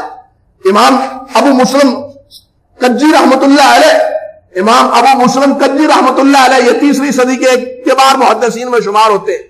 کجی یہ دیواریں بناتے تھے، اساری کا کام کرتے تھے۔ ہاتھ الکج، وہ اینٹ کو کہتے ہاتھ الکج، وہ مصری کہتا ہے نا اینٹیں لاؤ اینٹیں لاؤ، تو یہ کیا کہتے تھے؟ ہاتھ الکج، ہاتھ الکج، تو نام ہی اس سے کجی بن گیا، ابو مسلم کجی۔ ان کے بارے میں لکھا ہے کہ ان کی حدیث کی مجلس میں دیکھا گیا کہ ان کی حدیث کی مجلس میں 40,000 افراد ہوتے تھے۔ آج جلسہ آپ نے کرنا ہے نا، بڑے بڑے جلسے ہوتے ہیں، آپ اندازہ کر لے کہ وہاں کتنے کے افراد ہوتے ہیں۔ اور حضرات محدثین کی حدیث کی سماعی مجالس میں ہزاروں کی تعداد ہوتی تھی، ایک ایک دو دو یا 1000 کی بات نہیں، ہزاروں کی تعداد ہوتی تھی۔ میں نے عرض کیا کہ ابو مسلم قدی رحمت اللہ علیہ کے بارے میں لکھا ہے کہ 40,000 افراد کی تعداد تھی جب وہ حدیث کا درس دیا کرتے تھے۔ اسی طرح دوسرے مدرس امام یزید بن ہارون رحمت اللہ علیہ، ان کی مجلسوں میں بھی لکھا ہے کہ 30 سے 35,000 افراد کی تعداد ہوتی تھی امام یزید بن ہارون رحمت اللہ علیہ کی مجلس سماع میں۔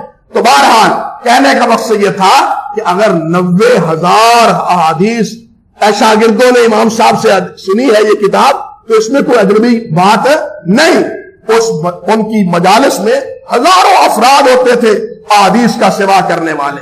اور پھر جس طرح میں نے عرض کیا کہ ابتدا ایسی اور پھر انتہا بھی ہمیشہ قاعدے اور ضابطے کی بات ہے کہ ایک آدمی بنیاد رکھتا ہے اور دوسرا آدمی اس کے بعد اس کے دیکھا دیکھی اس مثال کو، نظیر کو دیکھ کے مزید اس میں رنگ بھرنے کی کوشش کرتا ہے، مزید اس میں رنگ بھرنے کی کوشش کرتا ہے۔ امام بخاری رحمت اللہ علیہ نے کیا کیا ہے؟ اللہ اکبر کبیرہ، الجامع صحیح کو مرتب کیا۔ اب بعد میں آنے والے امام مسلم رحمت اللہ علیہ، انہوں نے صحیح احادیث کو جمع کیا، لیکن کیا صحیح مسلم کا وہی درجہ اور مرتبہ ہے جو صحیح بخاری کا ہے؟ جو صحیح بخاری کا ہے کیا صحیح مسلم کا وہی درجہ اور مرتبہ ہے؟ نہیں۔ امام دارمی رحمت اللہ علیہ فرماتے ہیں کہ جناب دو محدثین ہیں، دو حافظ ہیں، ایک مسلم ہے اور ایک بخاری ہے، لیکن امام بخاری مسلم رحمت اللہ علیہ سے بھی بڑے ہوئے ہیں، بخاری امام مسلم رحمت اللہ علیہ سے بھی بڑے ہوئے ہیں۔ صحیح مسلم میں محدثین نے نقد کیا ہے ان کے بعد اسانید کی بنیاد پہ، لیکن صحیح بخاری کی اسانید پہ قابل اعتبار کوئی ایک نقد بھی نہیں ہے۔ امام دارقطنی رحمت اللہ علیہ کے انتقادات معروف ہیں، اعتراضات موجود ہیں، لیکن خود امام دارقطنی کے ان اعتراضات کی نوعیت کیا ہے، ان کی حیثیت کیا ہے؟ اب اس کا تذکرہ ذرا علامہ کشمیری رحمت اللہ علیہ کے قول سے سنیے۔ علامہ کشمیری کہتے ہیں کہ بھائیو، امام بخاری کے مقابلے میں امام دارقطنی رحمت اللہ علیہ کے نقد کی کوئی حیثیت نہیں ہے۔ امام دارقطنی تو معروف اصولوں کی بنیاد پہ اعتراض کرتے ہیں، لیکن بخاری تو وہ ہے کہ وہ جو روایت ذکر کرتے ہیں، جو بات کہہ دیتے ہیں، وہ خود اصول قرار پاتی، وہ خود اصول بن جاتی ہے۔ جس طرح باقاعدہ عدالتیں ہوتی ہیں، سول عدالتیں ہوتی ہیں، سول عدالتوں کے فیصلوں کی نظیر وہ دوسرے سول عدالتوں کے لیے نظیر اور مثال نہیں بنتی۔ سپریم کورٹ کے عدالت کا فیصلہ وہ مادات عدالتوں کے لیے، ہائی کورٹ کے لیے اور سول عدالتوں کے لیے وہ مثال بنتی ہے، دلیل بن جاتی ہے۔ کہتے ہیں کہ بخاری، محمد بن اسماعیل بخاری اور ان کی الجامع الصحیح، وہ تو سپریم کورٹ کی حیثیت رکھتی ہے، اس کی ہر بات بذات خود ایک قاعدہ اور ایک ضابطہ اور ایک اصول ہے۔ دارقطنی رحمت اللہ علیہ نے تو عام اصولوں کی بنیاد پہ پرکھا ہے، اور بخاری کو ان اصولوں کی بنیاد پہ پرکھنا یہ ویسے ہی اصول اور قاعدہ تن، ضابطہ تن ہی یہ درست نہیں ہے۔ امام دارقطنی رحمت اللہ علیہ کے ان انتقاد کے بارے میں علامہ کاشمیری رحمت اللہ علیہ کی رائے یہ ہے۔ لیکن اس کے ساتھ جو بات میں آپ سے عرض کرنی چاہتا ہوں، طالب علم ذرا پڑھ کے دیکھیں، یہی آخری حدیث کا 1129 صفحہ آپ نے پڑھا ہے، اور اس کی بالکل آخری سطر آپ پڑھیں۔ آخری سطر میں کیا لکھا ہے کہ انہو وضع کتابا قسطاسا ومیزانا یرجع الیہ۔ اللہ اکبر، کہ امام بخاری رحمت اللہ علیہ نے یہ کتاب کیا لکھی ہے؟ یہ میزان لکھی ہے، میزان، یہ انصاف کا ترازو لکھا ہے امام بخاری رحمت اللہ علیہ نے، اور اس میزان کے مطابق سب کو تولا جائے گا۔ اس میزان کے مطابق سب کو کیا کیا جائے گا؟ تولا جائے گا۔ اور ارجحیت بخاری کا فیصلہ بھی تو اسی میزان کی بنیاد پہ۔ بخاری کی ترجیح کا مسئلہ بھی جب روایات میں اختلاف پیدا ہو جائے، بھئی یہ بھی روایت ہے، اس کے مقابلے میں یہ بھی روایت ہے، اب ان دونوں کے مابین تطبیق کی کیا صورت ہے؟ تطبیق کی ایک صورت یہ ہے کہ جو روایت بخاری میں ہے وہ راجح ہے، اور جو دوسری ہے وہ راجح نہیں بلکہ کیا ہے؟ مرجوح ہے۔ کیوں راجح ہے؟ اس لیے کہ امام بخاری رحمت اللہ علیہ نے تو یہ میزان کے طور پہ امت کے سامنے پیش کی ہے یہ کتاب، اور یہ کون کس نے لکھا ہے؟ مولانا محمد قاسم نانوتوی رحمت اللہ علیہ نے۔ آپ جانتے ہیں کہ اس کا حاشیہ پہلے تو لکھا ہے مولانا سہارنپوری رحمت اللہ علیہ نے، لیکن آخری 5 پارے جو ہے وہ کس نے لکھے ہیں؟ مولانا محمد قاسم نانوتوی رحمت اللہ علیہ نے۔ وہ لکھتے ہیں، کہتے ہیں کہ امام بخاری رحمت اللہ علیہ کی یہ کتاب امت کے لیے اور احادیث کی دوسری کتابوں کے لیے کیا ہے؟ ایک میزان ہے، ایک ترازو ہے۔ اس کے مطابق ہر ایک کو دوسری روایات کو بھی دیکھنا ہے، اور خود اپنے عمل اور اپنے اعتقاد کو بھی دیکھنا ہے۔ یہ حیثیت اور یہ درجہ اور مرتبہ ہے صحیح بخاری کا اس کے شارح اور اس کے محشی کے نزدیک۔ پھر دیکھیں کہ امام بخاری رحمت اللہ علیہ کو یہ شہرت کیسے ملی؟ صحیح بات یہ ہے کہ جو اہتمام امام صاحب نے کیا ہے وہ کسی اور کے حاشیہ خیال میں آیا ہی نہیں، کسی اور کے حاشیہ خیال میں نہیں آیا۔ دیکھیے امام صاحب رحمت اللہ علیہ نے یہ کتاب لکھی ہے تو کہاں مرتب کیا ہے اس کو؟ احادیث کہاں جمع کی ہے؟ مکہ مکرمہ میں۔ مکہ مکرمہ میں اس کتاب کو انہوں نے احادیث کو کیا ہے؟ مرتب کیا ہے۔ اور حدیث کو مرتب کرنے سے پہلے امام بخاری رحمت اللہ علیہ کیا کرتے تھے؟ پہلے غسل کرتے تھے، غسل کرنے کے بعد 2 رکعتیں پڑھتے تھے، 2 رکعتیں پڑھنے کے بعد جناب دعائے استخارہ پڑھتے تھے۔ پہلے اپنی تحقیق، تتبع، تفتیش، ساری روایت کے صحت و سقم کے جو جتنے ضوابط اور قوانین تھے ان کے مطابق حدیث کو پرکھ لیا۔ پرکھنے کے بعد پھر 2 رکعتیں پڑھی، اور 2 رکعتیں پڑھ کے دوسرے لفظوں میں کہیے کہ اللہ سے مشورہ بھی کر لیا، اس روایت کے بارے میں اللہ سے مشورہ بھی کر لیا کہ یہ روایت میں کتاب میں لکھوں یا نہ لکھوں۔ دل میں اللہ سبحانہ و تعالی یہ بات استخارے کی بدولت ڈال دیتے کہ یہ حدیث اس کتاب میں لکھ دو، تو امام بخاری رحمت اللہ علیہ فرماتے ہیں میں وہ کتاب میں روایت درج کر لیتا۔ جب یہ کتاب مرتب ہو گئی تو پھر مدینہ طیبہ گیا، اور مدینہ طیبہ میں ریاض الجنہ میں بیٹھ کے امام بخاری رحمت اللہ علیہ فرماتے ہیں کہ کتاب کے ابواب کو میں نے مرتب کیا۔ اب ذرا غور کیجئے کہ کتاب احادیث وہ جمع کہاں کی ہے؟ مکہ مکرمہ میں۔ احادیث کہاں جمع کی ہے؟ مکہ مکرمہ میں، لیکن احادیث کو ابواب کے بعد کہاں مرتب کیا ہے؟ مدینہ طیبہ میں۔ غور کریں، سوچیں کہ امام صاحب نے ایسا کیوں کیا ہے؟ ایسا کیوں کیا ہے؟ بھائی بہت سے احکام ایسے تھے، بات سمجھیے، بہت سے احکام ایسے تھے جو مکہ مکرمہ میں مل چکے تھے، لیکن ایز اے قانون اور ایز اے تنفیذ اس کا آغاز کہاں ہوا ہے؟ وہ مدینہ طیبہ میں ہوا ہے۔ احکام کی تنفیذ، حکم پہ عمل، وہ کہاں ہوا ہے؟ مدینہ طیبہ میں۔ اس لیے امام بخاری رحمۃ اللہ علیہ نے بھی ابواب کی ترتیب وہ کہاں رکھی ہے؟ مدینہ طیبہ میں، جہاں احکام کی تنفیذ ہوئی ہے۔ اور وہاں کہاں مرتب کی ہے؟ کہاں بیٹھ کے؟ روضۃ من ریاض الجنہ۔ اب مجھے آپ بتلائیں کہ کیا کسی کے ذہن میں یہ تصور آیا، کسی کے حاشیہ خیال میں یہ بات پھٹکی کہ جائے اور جا کے مکہ مکرمہ میں حدیث کو جمع کریں، مدینہ طیبہ میں اس کے ابواب کو مرتب کریں، ریاض الجنہ میں بیٹھ کے ابواب کو مرتب کریں؟ بھائی کسی کے دماغ میں اللہ نے یہ بات ڈالی ہی نہیں، کسی کے دماغ میں یہ بات اللہ نے ڈالی ہی نہیں۔ ڈالی ہے تو کس کے دل و دماغ میں؟ امام محمد بن اسماعیل بخاری رحمۃ اللہ علیہ کے دل و دماغ میں، کہ یہ کام کرے۔ اب اس کی اور کوئی نظیر ہو تو کیوں کر ہو؟ آپ خود سوچے نا، پھر اس کتاب کی کوئی اور نظیر ہو تو وہ کیوں کر ہو؟ کیسے ہو کہ جن چیزوں کا اہتمام، جن چیزوں کی پاسداری امام بخاری رحمۃ اللہ علیہ نے کی ہے، وہ کسی اور کے تصورات میں بھی موجود نہیں ہے، تو پھر ان کے مرتب کردہ مجموعے صحیح بخاری کے مقابلے میں کس طرح آ سکتے؟ یہ ہے امام صحیح بخاری۔ اور پھر صحیح بخاری کے باب کو جس طرح امام صاحب نے مرتب کیا اور بالکل آخری باب کو یہاں لائے، ساری بات پہلی تفصیل چھوڑتا ہوں کہ ابتدا کس باب سے کی، کس حدیث سے کی، کیوں کی، یہ اپنے علماء کرام بیان کرتے ہیں۔ جس وقت بخاری شریف شروع کی جاتی ہے اس وقت یہ تفصیلات بیان ہوتی۔ آخری بات ہے کہ یہ آخری حدیث امام بخاری رحمۃ اللہ علیہ نے ذکر کی، اور کس میں ذکر کی؟ کتاب التوحید میں۔ کس میں ذکر کی؟ کتاب التوحید میں۔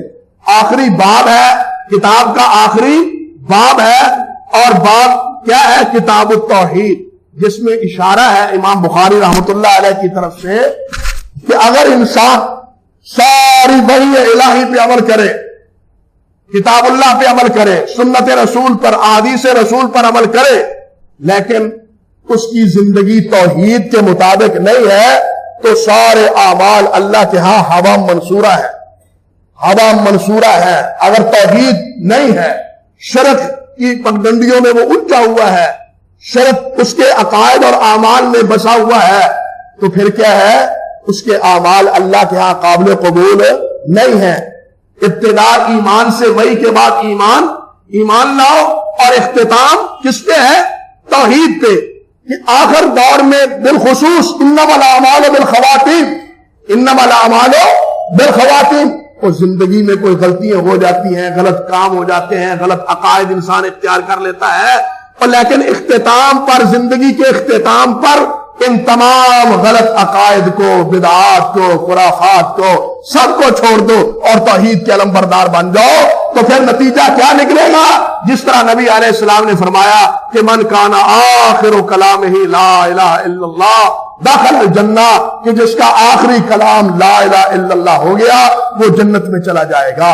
یعنی آخری انما الاعمال بالخواتیم، آخری عمل، آخری دور کے اعمال، انہی پہ فیصلہ ہوگا۔ پہلی زندگی میں انسان کیا کرتا ہے، کیا نہیں کرتا، بہت کچھ ہو جاتا ہے انسان سے، لیکن آخری زندگی، پہلی زندگی کے لیے کیا بن جاتی ہے؟ اس کے گناہوں کا کفارہ بن جاتی ہے۔ امام صاحب رحمۃ اللہ علیہ نے یہ باب آخر میں لا کے اس بات کی طرف بھی، کتاب کے آخر میں بھی اور زندگی کے بھی آخر میں، توحید کے اہتمام کا امام صاحب رحمۃ اللہ علیہ نے اشارہ کیا۔ اور پھر توحید میں اللہ سبحانہ و تعالیٰ کا تعارف، اللہ ذو الجلال کی عظمت، اللہ ذو الجلال کا مقام اور مرتبہ، اللہ ذو الجلال کا تعارف، یہ امام صاحب رحمۃ اللہ علیہ نے پیش کیا۔ توحید صرف یہ تو نہیں ہے کہ لا الہ الا اللہ، لا الہ الا اللہ یہ اقرار کر لو، اللہ کے علاوہ کوئی الہ نہیں، صرف یہی نہیں، بلکہ اسماء، اللہ کی صفات، یہ ذکر کر کے امام بخاری رحمۃ اللہ علیہ نے یہ اشارہ کیا ہے کہ توحید صرف ایک نظریاتی مسئلہ نہیں ہے۔ بات سمجھ لو، یہ صرف ایک نظریاتی مسئلہ نہیں ہے، بلکہ کیا ہے؟ یہ توحید انسان کے لیے انقلاب کا سبب ہے، انقلاب کا۔ انسانی زندگی میں توحید کی بنیاد پہ انقلاب آنا چاہیے، یہ صرف ایک نظریاتی مسئلہ نہیں کہ ہم نے ایک اللہ کو مان لیا. اللہ کو ماننے کے بعد دیکھو کہ اللہ ذو الجلال والاکرام کی کیا صفات. اللہ سمیع ہے, اللہ بصیر ہے, اللہ علیم ہے, اللہ علیم ہے.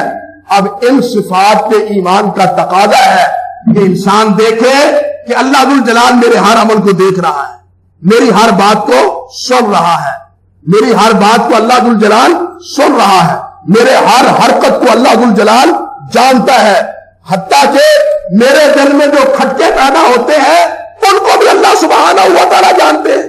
میرے دل میں جو وساوس پیدا ہوتے ہیں, دل جو چٹکیاں لیتا ہے, ان خطرات سے بھی اللہ سبحانہ و تعالیٰ کیا ہے, آگاہ ہے. جو جس اللہ کے بارے میں یہ ایمان رکھے, آپ ایمانداری سے بتلائیے اور سوچئے کہ پھر وہ ایمان انسان کو غلط کام کرنے کی اجازت دیتا ہے, جھوٹ بولنے کی اجازت دیتا ہے, چوری کرنے کی اجازت دیتا ہے, دغا کرنے کی اجازت دیتا ہے, اور پھر اشیاء میں ملاوٹ کی اجازت دیتا ہے. جن کا ایمان تھا اور جن کا ایمان تھا اس کو کہنے والی نے تو کہا تھا نا کہ پانی ڈال لو, لیکن اس نے کیا جواب دیا تھا کہ عمر فاروق کے کارندے دیکھنے والے تو نہیں ہیں, اللہ تو دیکھنے والا موجود ہے, اور اس پہ اللہ دیکھنے والا تو موجود ہے. جب یہ ایمان انسان کو حاصل ہو جائے تو پھر نہ چوری ہوتی ہے, نہ بدماشی ہوتی ہے, نہ ملاوٹ ہوتا ہے, نہ جھوٹ ہوتا ہے, نہ دغا ہوتا ہے, نہ فراڈ ہوتا ہے.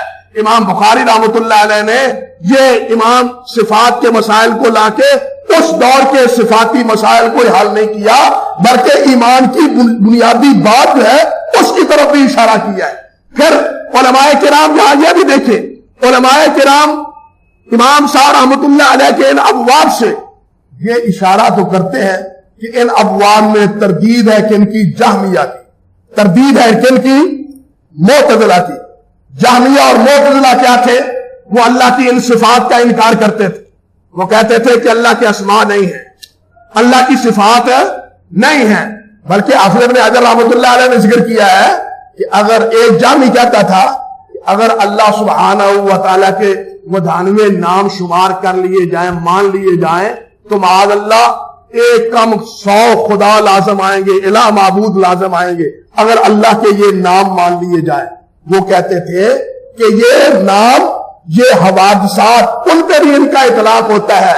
اب ان کا اطلاق ایک قدیم ذات پہ, ایک قدیم ذات پہ ان کا اطلاق کس طرح ہو سکتا ہے؟ یعنی اس انداز پہ امام بخاری رحمۃ اللہ علیہ نے جہمیہ کا انکار کیا, رد کیا, اور معتزلہ کا بھی رد کیا. لیکن ایک بات, آج کے دور میں جہمیہ تو نہیں ہے نا, وہ آج کے دور میں معتزلہ نہیں ہے. انہوں نے توحید کیا سمجھی تھی, ذرا غور کیجئے, انہوں نے توحید کیا سمجھی تھی کہ اللہ وحدہ لا شریک کو مانو, اللہ کی صفات اور اسماء کا انکار کر. یہ ہے ان کے ہاں توحید, اللہ کی یہ تھی ان کے ہاں توحید. اب معتزلہ اور جہمیہ وہ تو ختم ہو گئے, محدثین رحمہ اللہ کی کوششوں سے وہ ختم ہو گئے. لیکن ایک اور توحید کا تصور ہمارے سامنے, وہ کیا ہے؟ وہ کہتے ہیں توحید یہ ہے کہ کائنات میں وجود صرف اللہ کا ہے, باقی کسی کا وجود نہیں ہے. یہ مانو تو پھر تم موحد ہو, ورنہ تم مشرک ہو. کیوں حضرت علوی صاحب ہے یا نہیں یہ بات کہ اب ایک تصور توحید کا یہ ہے کہ اللہ کو مانو, لیکن کس طرح مانو کہ وجود صرف اللہ کا ہے. وہاں معتزلہ اور جہمیہ کیا کہتے تھے کہ اللہ کو مانو لیکن اللہ ذو الجلال کے اسماء اور صفات کو نہ مانو, انکار کرو. اللہ کو تو مانتے ہیں, محدثین نے انکار کیا, رد کیا, تفصیل اپنی جگہ. لیکن اس دور میں کیا ہے کہ وجود صرف اللہ کا ہے.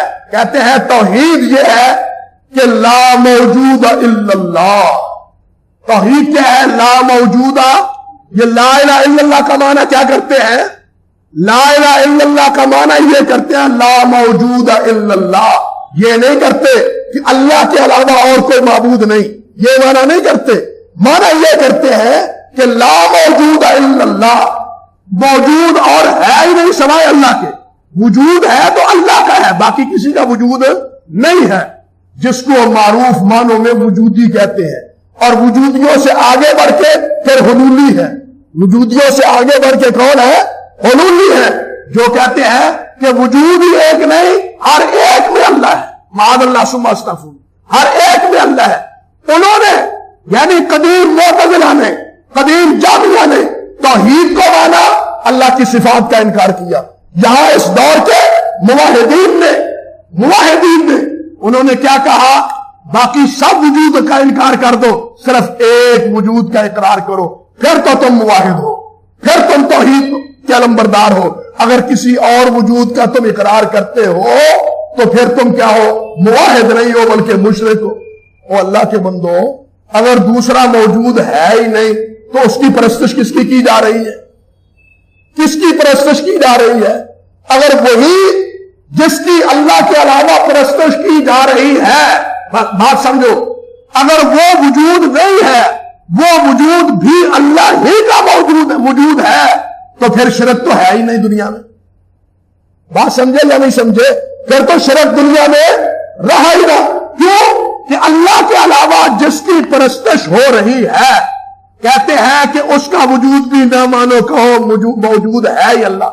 اگر جس کی پرستش ہو رہی لات ہے، عزا ہے، حبل ہے، یہ سارے غیر اللہ تھے، ان کا وجود تھا؟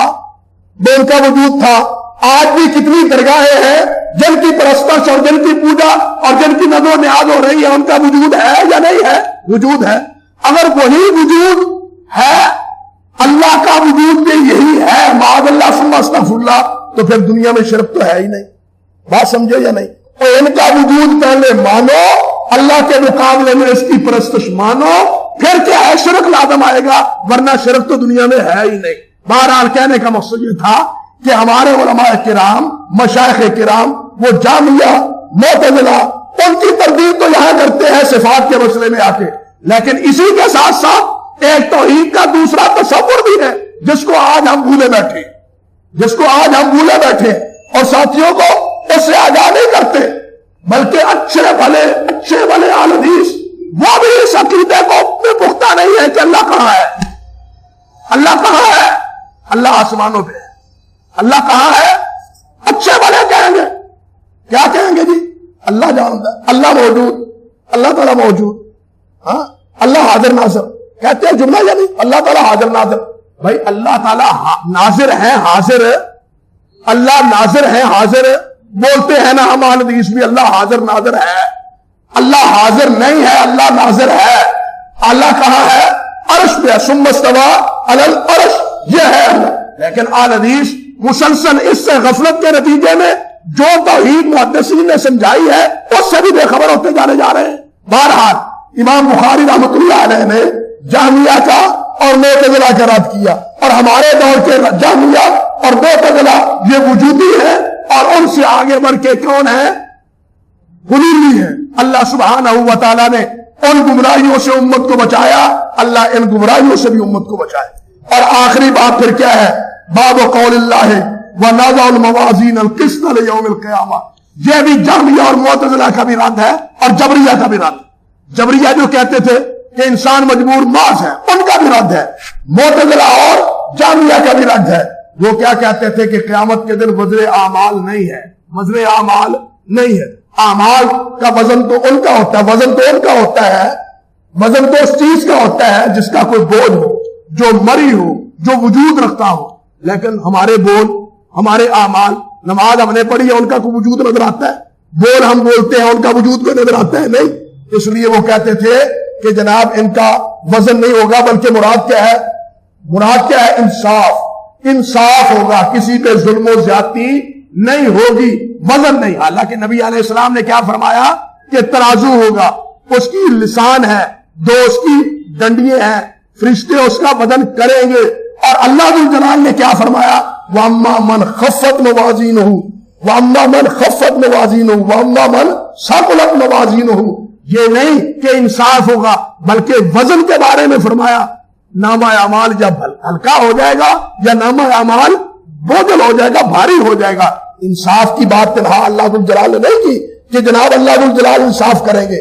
اللہ کے ہاں انصاف تو ہوگا ہی، ظلم تو ہے ہی، رتی برق نہیں، لیکن وزن اعمال بھی برحق ہے. جس طرح اللہ ذو الجلال نے فرمایا اور جس طرح نبی کریم حضرت محمد رسول اللہ صلی اللہ علیہ وسلم نے بتلایا. اور انہی دلائل میں سے ایک دلیل وَنَزَعُ الْمَوَازِينَ الْقِسْطَ قرآن مجید کی آیت ہے. یہ قرآن مجید کی آیت حالانکہ وزن اعمال کی آیات اور بھی ہیں، لیکن سب سے زیادہ افصح اور سب سے زیادہ واضح ترین آیت یہی وَنَزَعُ الْمَوَازِينَ الْقِسْطَ لِيَوْمِ الْقِيَامَةِ ہے. جس طرح یاد رکھیں، جس طرح امام بخاری صحیح ترین احادیث لاتے ہیں نا، واضح ترین، اسی طرح استدلال کے طور پہ جو آیات لے کے آتے ہیں وہ بھی اپنے مدلول اور اپنے استدلال میں دوسری آیات سے بڑی ہوئی ہوتی ہے.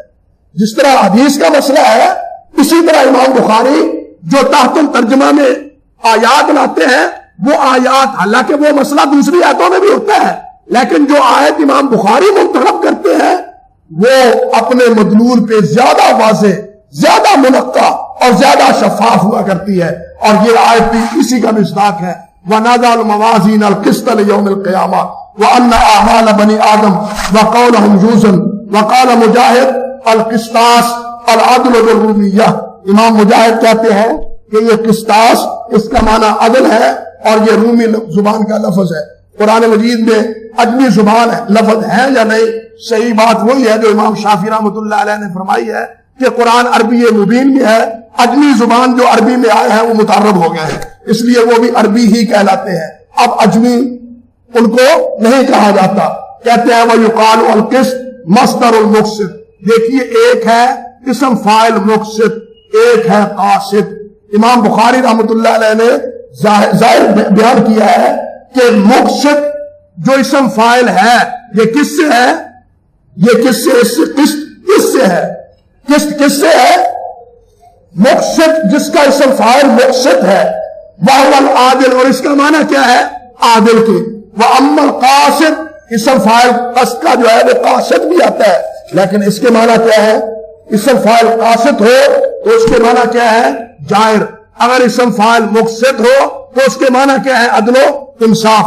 اس کے بعد حدیث لائے ہیں احمد بن اشقاق حدثنا احمد بن اشقاق قال حدثنا محمد بن فضیل عن عمارة بن القعقاع عن ابی ذرہ عن ابی ہریرہ رضی اللہ تعالی عنہ. اب ایک ایک راوی کی تفصیل، صحیح بات ہے، حقیقت یہی ہے کہ ایک ایک راوی کی تفصیل بیان کی جائے، مگر وقت نہیں ہے کہ یہ ساری تفصیل بیان کی جائے. حتیٰ کہ حضرت ابو ہریرہ رضی اللہ تعالی عنہ کا دل پذیر تذکرہ وہ بھی دل تو چاہتا ہے کہ کیا جائے، ان کی خدمات بیان کی جائے، ان کے حفظ و ضبط کی داستانیں بیان کی جائے، معترضین کے اعتراضات کے جوابات دیے جائیں. آپ حیران ہوں گے کہ حضرت ابو ایوب انصاری رضی اللہ تعالی عنہ جو نبی علیہ السلام کے میزبان ہیں، میزبان، وہ کہا کرتے تھے کہ وہ روایت جو براہ راست میں رسول اللہ سے بیان کرتا ہوں صلی اللہ علیہ وسلم، اس سے زیادہ مجھے زیادہ محبوب ہے کہ میں ابو ہریرہ کے واسطے سے حدیث بیان کروں، کہ میں ابو ہریرہ کے واسطے سے روایت بیان کروں. اور ابو ہریرہ رضی اللہ تعالیٰ عنہ یہ ہے، ان کا حفظ و ضبط کی داستانیں اپنی جگہ. فرماتے ہیں کہ قال النبی صلی اللہ علیہ وسلم کلمتان حبیبتان، دو بول ہیں، دو کلمے ہیں جو اللہ ذوالجلال کے ہاں محبوب ہیں. بھائیو، جو کلمے محبوب ہیں پڑھنے والا وہ بھی تو اللہ کا محبوب ہوگا نا. اگر کلمے محبوب ہیں تو وہ کلمے پڑھنے والا بھی اللہ کے ہاں محبوب ہوگا یا نہیں ہوگا؟ احب الکلام الی اللہ، احب الکلام الی اللہ، سبحان اللہ وبحمد، سبحان اللہ والحمد للہ ولا الہ الا اللہ واللہ اکبر، یہ احب الکلام. تو جب یہ احب الکلام ہے تو یہ محبوب کلام پڑھنے والا بھی اللہ کے ہاں کیا ہے؟ محبوب ہے. فرماتے ہیں خفیفتان علی اللسان، زبان پہ بڑے ہی ہلکے، آسانی سے ادا ہو جانے والے. ثقیلتان فی المیزان، استدلال اسی جملے سے ہے کہ یہ ہے تو دو کلمے لیکن وزن میں بڑے ہی بھاری ہیں. ثقیلتان فی المیزان، وہ کیا ہے؟ سبحان اللہ وبحمدہ، سبحان اللہ العظیم. پاک ہے اللہ، پاک ہے اللہ اپنی تعریفوں کے ساتھ، پاک ہے اللہ اپنی عظمتوں کے ساتھ. یہ دو کلمے ہیں جن کے بارے میں نبی علیہ السلام نے فرمایا کہ ثقیلتان فی المیزان، میزان میں بہت بھاری ہے. سچی بات یہ ہے کہ حمد اللہ کی حمد یہی اور تسبیح، اللہ کی تسبیح اور اللہ کی حمد، یہ دونوں ایسی چیزیں ہیں اللہ اکبر کہ ان کی جتنی بھی کثرت کی جائے، جتنا بھی ان کا اہتمام کیا جائے اتنا ہی کم ہے۔ اللہ کی حمد محمود ذات ہے، جو ذات محمود ہے اس کی مدح اور اس کی حمد، اس کی تعریف نہ ختم ہونے والی۔ کیسے ختم ہو کہ جب اللہ ذو الجلال کے کلمات وہ ختم ہونے والے نہیں ہیں تو اللہ کی حمد، محمود کی حمد وہ کس طرح ختم ہو سکتی؟ بات سمجھے یا نہیں؟ اس لیے جتنی وہ محمود ذات ہے، اب اس کی جتنی بھی حمد کی جائے وہ کم ہے۔ اب غور کریں، نبی علیہ السلام سب سے زیادہ اللہ کی حمد کہنے والے تھے، ٹھیک ہے نا؟ سب سے زیادہ اللہ کی حمد کہنے والے نبی کریم حضرت محمد رسول اللہ صلی اللہ علیہ وسلم، لیکن اس کے باوجود اللہ کی حمد کہہ کے پھر کہتے ہیں وَأَعُوذُ بِكَ مِنْ أَن نُحْصِيَ ثَنَاءً عَلَيْكَ أَنْتَ كَمَا أَثْنَيْتَ عَلَى نَفْسِكَ۔ اللہ میں تجھ سے پناہ لیتا ہوں اس بات سے کہ تیری حمد کی کوئی انتہا ہو ہی نہیں سکتی۔ سبحان اللہ وبحمدہ عدد خلقہ ورضا نفسہ وزنۃ عرشہ، یہ کلمات کی تسبیح سبحان اللہ ہو رہی ہے، صبح و شام ہو رہی ہے، اٹھتے بیٹھتے ہو رہی ہے، کانا یذکر اللہ علی کل احیان ہی کے مطابق ہر لمحہ ہو رہی ہے یہ تسبیح و تحلیل، لیکن اس کے باوجود بھی جی نہیں بھرتا، اس کے باوجود بھی جی نہیں بھرتا، اور پھر کیا کہتے ہیں سبحان اللہ وبحمدہ عدد خلقہ ورضا نفسہ وزنۃ عرشہ ومداد کلماتہ، اور جب اس سے بھی جی نہیں بھرتا تو پھر کیا فرماتے ہیں، کیا عرض کرتے ہیں وَأَعُوذُ بِكَ مِنْكَ لَا أُحْصِي ثَنَاءً عَلَيْكَ أَنْتَ كَمَا أَثْنَيْتَ عَلَى نَفْسِكَ، کہ تیری حمد تو ہو سکتی ہی نہیں، تیری حمد کما حق ہو سکتی ہی نہیں۔ اور جب احمد الناس، بات سمجھ لو، جب احمد الناس حضرت محمد رسول اللہ صلی اللہ علیہ وسلم نے اس مسئلے میں ہتھیار پھینک دیے تو مجھے بتلا اور کوئی ہے جو اللہ کی شناخوانی کر سکے، جو اللہ کی حمد کہہ سکے؟ اسی لیے تو فرشتوں نے بھی قیامت کے دن اس بات کا اعتراف کرنا ہے کہ ما عبدنا کا حق کا عبادت کا، کہ اللہ تیری عبادت کا ہم سے حق ادا نہ ہو سکا۔ فرشتے بھی بول کے یہ بات کہیں گے کہ تیری عبادت کا، تیری حمد و ثنا کا ہم سے حق ادا نہیں ہو سکا۔ تو یہی اسی چیز کی کثرت، امام بخاری حضرت عبداللہ ابن بشر رضی اللہ تعالیٰ عنہ وہ فرماتے ہیں میں نے نبی علیہ السلام سے عرض کیا حضور ان شرائع الاسلام قد کثرت، دین کے مسئلے بہت ہو چکے، بس ایک بات بتلا دیجئے کہ میں پلے باندھ لوں۔ نبی علیہ السلام نے کیا فرمایا؟ لا یزال لسان قرطم بذکر اللہ، کہ تیری زبان اللہ کے ذکر سے تر و تازہ رہنی چاہیے، تیری زبان اللہ کے ذکر سے تر و تازہ رہنی چاہیے۔ تو گویا یہ کثرت ذکر جو نماز کے لیے وقت، حج کے لیے وقت، زکات کے لیے وقت، عبادات کے لیے وقت، لیکن ذکر کے لیے کوئی، بات سمجھے؟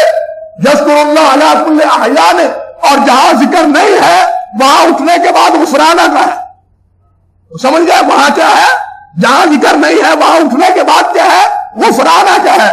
اور جہاں یہ ذکر ہے، اللہ کی حمد ہے، اللہ کی تعریف ہے، اللہ کی یہ ثنا ہے۔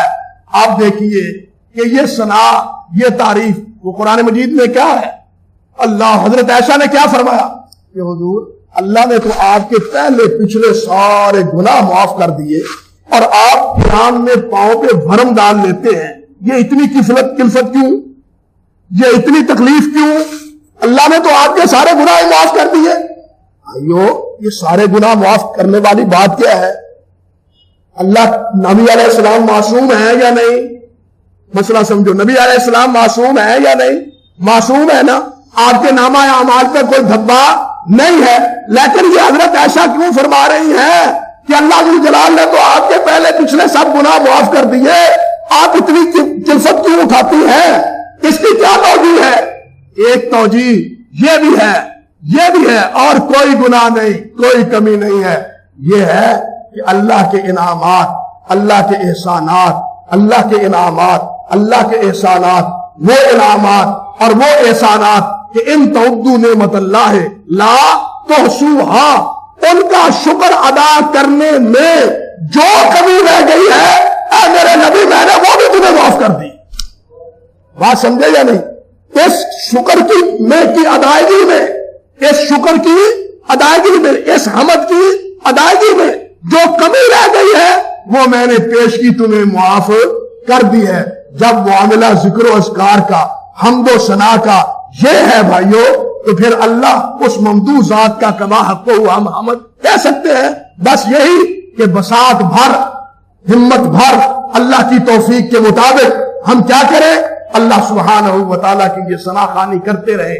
نبی علیہ السلام نے فرمایا جو 100 مرتبہ، آل حدیث ہمیشہ درس سننے والے بھائیو ہمیشہ سنتے ہیں نا، ہر سال سنتے ہیں، ہر مدرسے میں سنتے.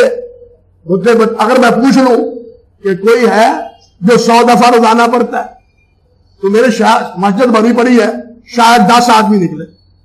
ہر سال درس سننے والے، ہر مدرسے میں درس سننے والے. نبی علیہ السلام نے فرمایا جو 100 مرتبہ پڑھتا ہے سبحان اللہ و بحمدہ، اس کے نامہ اعمال اس طرح صاف ہو جاتے ہیں گناہوں سے کہ جس طرح اگر سمندر کی جھاگ کے برابر بھی گناہ ہو، دریا کی جھاگ کے برابر بھی گناہ ہو، تو 100 مرتبہ سبحان اللہ و بحمدہ پڑھنے کی بدولت سے اللہ اس کا نامہ اعمال صاف کر دیتا ہے. اتنی بڑی فضیلت کے باوجود ہم کیا پڑھنے کا اہتمام کرتے ہیں؟ حضرت نوح علیہ السلام نے کیا کہا تھا؟ بیٹا میں 2 باتوں کی تمہیں وصیت کرتا ہوں، اختصار کرتا ہوں، 2 باتوں کی وصیت کرتا ہوں. ایک، ہمیشہ لا الہ الا اللہ پڑھا کرو، اس کی فضیلت بیان کی. اور دوسری کیا؟ سبحان اللہ و بحمدہ کا حکم دیتا ہوں. بیٹا فَإِنَّهَا صَلَاةُ كُلِّ شَيْءٍ وَبِهَا تُرْزَقُ كُلُّ شَيْءٍ. فَإِنَّهَا صَلَاةُ كُلِّ شَيْءٍ کہ ہر چیز کی، جمادات کے علاوہ شجر، درخت، یہ کیا ہے جناب، جانور، درندے، پرندے، چیونٹیاں، کیڑے، چھوٹے سے چھوٹے، وہ سب کیا پڑھتے ہیں؟ سبحان اللہ و بحمدہ، سبحان اللہ و بحمدہ. اور نوح علیہ السلام فرماتے ہیں وَبِهَا يُرْزَقُ، اور انہی کی بنا پہ ان کو رزق دیا جاتا ہے. انہی کی بنا پہ، اسی وظیفہ پڑھنے کی بدولت اللہ ان کو کیا کرتا ہے؟ رزق مہیا کرتا ہے. اگر یقین کے ساتھ اسی وظیفے کو ورد زبان بنائیں تو اللہ جانوروں کو رزق دینے پہ قادر ہے، ہمیں نہیں رزق دے سکتا. لیکن بنائے تو صحیح نا، اس کو ورد زبان بنائے تو صحیح نا. ہم ہر سال سنتے بھی ہیں لیکن پھر بھول جاتے ہیں. تو بھائیو اللہ سبحانہ و تعالی یہ وظیفہ ورد زبان بنانے کی توفیق دے. اس سے دنیا میں رزق ملے گا اور آخرت میں نامہ اعمال بھاری ہوگا. دنیا میں رزق ملے گا اور آخرت میں کیا ہوگا؟ نامہ اعمال وزنی اور بھاری ہوگا. نامہ اعمال نیکیوں کا بھاری ہوگا. اللہ جنت الفردوس دیں گے. دنیا بھی آسائش، آخرت بھی نتیجہ خیز. یہ ہے سبحان اللہ و بحمدہ، سبحان اللہ العظیم. اللہ ذو الجلال اس کو ورد زبان بنانے کی ہمیں توفیق عطا فرمائے. اقول قولی ھذا استغفر اللہ لی ولکم ولسائر المسلمین. سبحان اللہ، سبحانک اللہم و بحمدک، اشہد ان لا الہ الا انت استغفرک و اتوب الیک.